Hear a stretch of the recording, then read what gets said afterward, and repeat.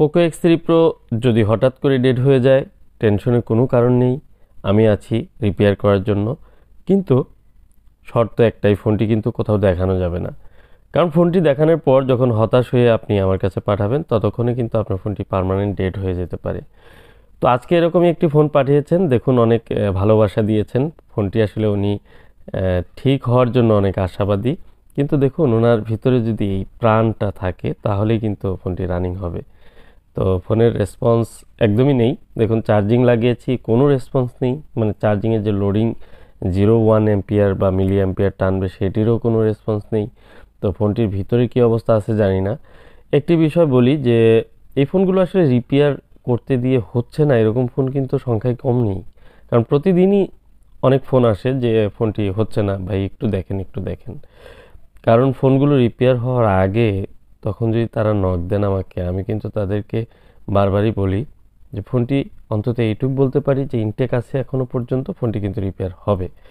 কিন্তু ম্যাক্সিমাম লোক কী করেন, ফোনটি ট্রাই করার পর যখন না হয় তখন কিন্তু আমাদের সঙ্গে কন্ট্যাক্ট করেন, বা আমরা যারা এই সিপিইউ রিবলিং কাজ করি। তো রিবলিংয়ের কাজটি আসলে বর্তমানে একটি ট্রেন্ডিং ইস্যু, যে কারণে দেখা যায় যে সবাই রিবলিংয়ে প্র্যাকটিস করছেন বা করতে চাচ্ছেন। অনেকে আছেন যে অনেক শপে দেখবেন যে যারা শিক্ষানবিশ রয়েছেন, নতুন প্র্যাকটিস করছেন, তারা কিন্তু এই কাজগুলো ট্রাই করেন। করতে গিয়ে কিন্তু অনেকে খারাপ করে ফেলেন।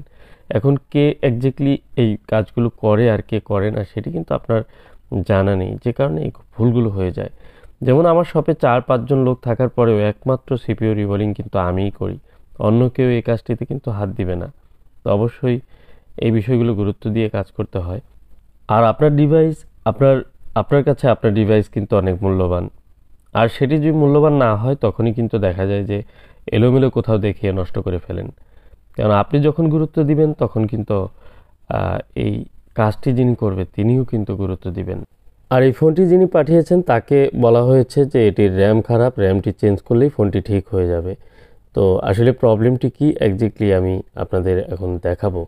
কারণ হচ্ছে আমি এই কাজটির যে কাজের যে কোয়ালিটি, সেটি দেখেই কিন্তু বুঝতে পেরেছি যে এই ফোনটির কী হতে পারে।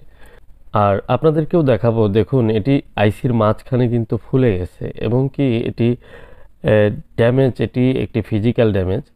ফুলে মাঝখানে মোটামুটি মেজর একটি অংশ কিন্তু ফুলে উঁচু হয়ে আছে, এবং কি ভিতরে একটি হাওয়া তৈরি হয়েছে।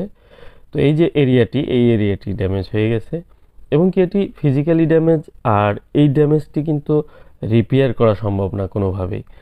হয়তোবা এটি আইসি, নতুন আইসি আসলে নতুন আইসি চেঞ্জ করে সেটিকে সম্পূর্ণ করা সম্ভব হতে পারে, বাট এটির পেছনে কিন্তু অনেক খরচ হয়ে যাবে।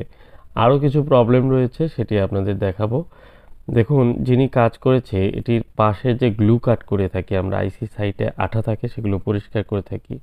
তো উনি যিনি কাজ করেছেন, উনি পরিষ্কার করতে গিয়ে সাইটের যে লাইনগুলো, সেগুলো কিন্তু কেটে ফেলছেন, এবং রং উঠে গেছে, এবং কি চারোপাশে একটি দাগ বসে গেছে।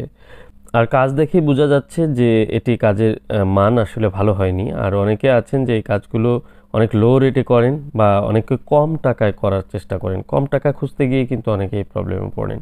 একটি বিষয় মনে রাখবেন, যারা ভালো কাজ করে তারা কিন্তু টাকা নিয়ে খুব একটা দামাদামি করবে না, কম নেবে না। কারণ হচ্ছে যে শুধু কম খুঁজবেন, আপনি যখন একটি দামি ফোন রিপেয়ার করতে গিয়ে খারাপ হয়ে যাবে, তখন কিন্তু আপনি অনেক বেশি টাকা খরচ করে ফোনটি আর রিপেয়ার করতে পারবেন না। সবচেয়ে বড় কথা হলো যে যখন ফোনটি রিপেয়ার না হয়, তখন কিন্তু তার মাথায় আকাশ ভেঙে পড়ার মতো, সে তখন অনেক চেষ্টা করে যে যে কোনো উপায়ে ফোনটি ঠিক করার জন্য। এরকম অনেকে আমার কাছে রিকোয়েস্ট করেন। দেখুন, এই যে কত বড় একটি লাভ পাঠিয়েছেন এই ফোনটির জন্য। আসলে আমাকে এত বড় লাভ পাঠানোর পরেও আমি ফোনটি কিন্তু রিপেয়ার করতে পারলাম না, কারণ ক্ষতি যা হবার তা তো হয়েই গেছে। যাই হোক, আমার নাম্বারটি ডিসক্রিপশনে দেওয়া থাকবে, চাইলে কন্ট্যাক্ট করতে পারেন, প্রয়োজনে আমার সাথে কথা বলতে পারেন।